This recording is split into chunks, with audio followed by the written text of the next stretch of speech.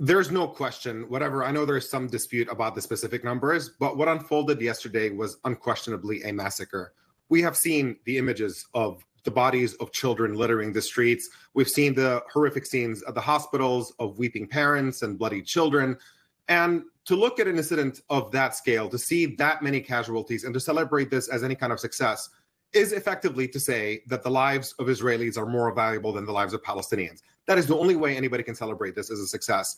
Now, it's unsurprising that that's the view of the Israeli government. They've made it absolutely clear that they don't value Palestinian lives at all, not just throughout this campaign of assault on Gaza over the past several months, but Israeli policy towards Palestinians for much, much longer.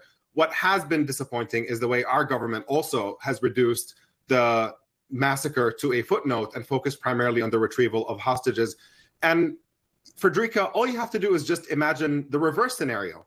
Right now, as we speak, there are thousands of Palestinians who have been kidnapped out of Gaza, placed in Israeli detention without any charge or trial. There's an article in the New York Times outlining the absolute horrific abuse they are undergoing on a daily basis.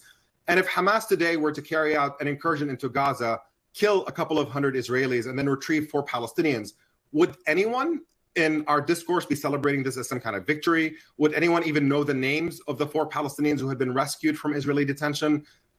We know the answer to that. And that's because we currently have a moment in which it's incredibly upsetting, the fact that we don't see Palestinian lives as equal or as deserving of the same kind of concern.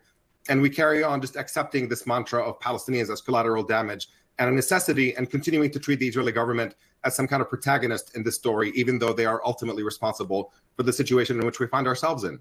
So when you hear the National Security Advisor Sullivan saying the preference is a ceasefire from this point forward, do you believe it's possible, and or do you believe that the release or rescue of more hostages can come without the cost of civilian lives?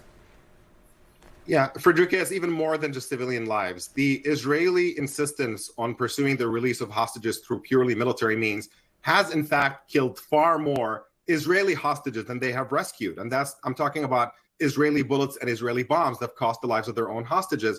There is no question that a ceasefire and an agreement to exchange hostages is the only path forward in which you can guarantee the safety both of Israelis and Palestinians out of all this.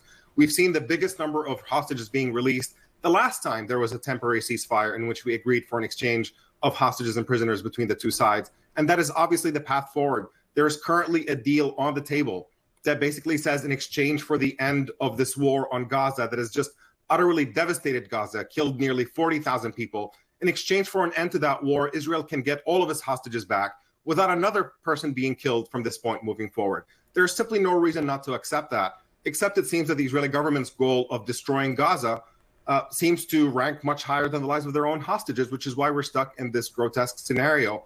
And it's why Netanyahu seems to be beholden to the fanatical wing of his own government, who are insisting that the ultimate goal has to be either the ethnic cleansing of Gaza or the permanent reoccupation of Gaza. And we're stuck in this situation where there is no real plan for what happens after this war. And in the meantime, people are going to continue to get killed. The fact that the United States, that the President Biden clearly has some tensions with Netanyahu. Unfortunately, those tensions have not led to any real or meaningful pressure.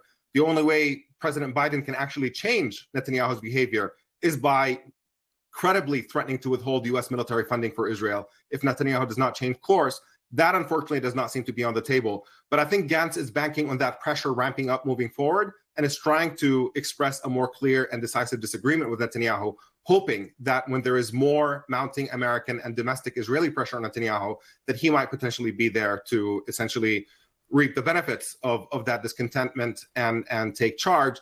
But ultimately, really, we're stuck in a situation in which you need a ceasefire.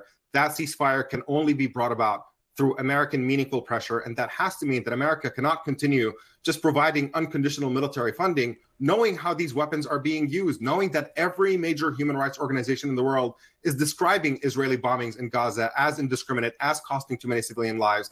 That is not something that the United States should be complicit in. It's really way belatedly about time to say that we have to put an end to that kind of support in order to achieve that meaningful change, regardless of what Israeli prime minister happens to be in charge when that change comes about.